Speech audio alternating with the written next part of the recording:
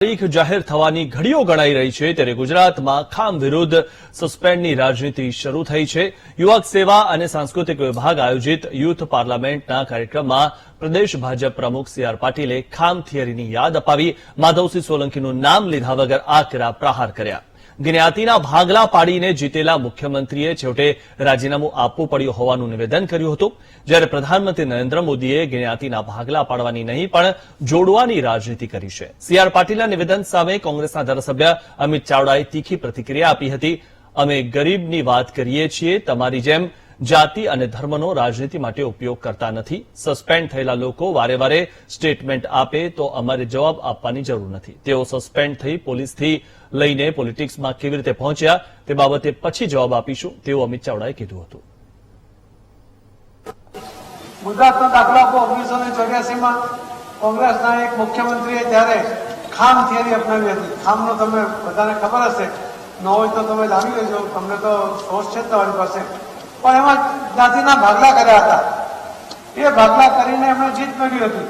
પણ એવી જીત આપણે કહીએ કે ઊંચાઈ કરીને મેળવેલી જીતને કારણે પરિસ્થિતિ એવી સર્જાય કે આટલી બધી બહુમતી હોવા છતાં એમણે રાજીનામું આપવું પડ્યું। મોદી સાહેબે શું કર્યું? એમણે જ્ઞાતિના ભાગલા નહીં કર્યા, એમણે ભાષા કે પ્રાંતવાદના ભાગલા નહીં કર્યા, એમણે બધાને જોડવાનો પ્રયત્ન કર્યો।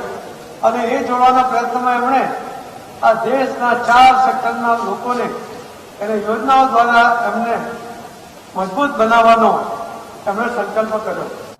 કોંગ્રેસે જ્યારે જ્યારે ગરીબની વાત કરી, એસસી, એસટી, ઓબીસી, માઇનોરિટી સમાજની વાત કરી, આ સમાજોને જ્યારે ભેદભાવનો ભોગ બનવું પડે, બજેટની ફાળવણીમાં એની સાથે અન્યાય થાય, એને વિકાસની મુખ્ય ધારામાં સામેલ કરવામાં ના આવે, કાં તો ક્યાંક પાછળ રહ્યો હોય, ત્યારે આજ ભારતીય જનતા પાર્ટી એમ કે કોંગ્રેસ જાતિની રાજનીતિ કરે છે।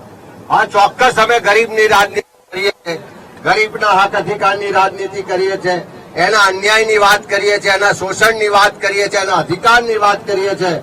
તમારી જેમ જાતિ કે ધર્મનો સત્તા માટે, મત માટે ઉપયોગ ક્યારેય નથી કરતા।